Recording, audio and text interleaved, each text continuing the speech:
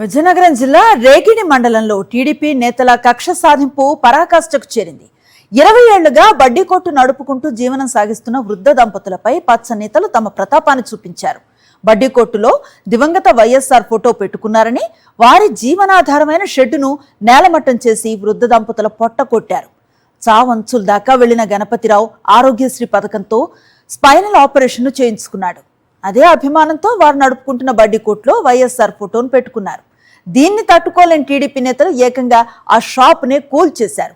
మొదట కరెంటు సరఫరా ఆపేసి ఆ తర్వాత నేలమట్టం చేశారు. ప్రాణం పోసిన మహానుభావుణ్ణి గుండెల్లో పెట్టుకోవటమే తాము చేసిన నేరమా అని వృద్ధ దంపతులు ఆవేదన వ్యక్తం చేశారు. ఓవైపు కొడుకు దేశ సరిహద్దుల్లో ఆర్మీ జవాన్గా సేవ చేస్తూ ఉంటే, ఇక్కడ స్వగ్రామంలో తమకు రక్షణ కరువైందని వృద్ధ దంపతులు బాధితులు కన్నీరు మున్నీరవుతున్నారు.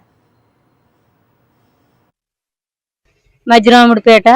నేను రాజశేఖర రెడ్డిని పూజ చేసి పువ్వుల్లో పెట్టుకొని నేను పూజ చేసుకుంటే వాళ్ళు ఓరవలేక నా బడ్డీని కూలగొట్టేశారు టీడీపీ నాయకులు.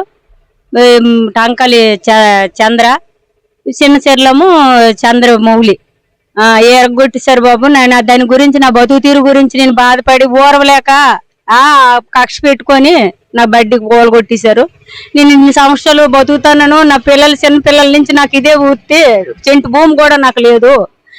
నాకు న్యాయం జరిపిస్తాను నేను మొక్కుతాను.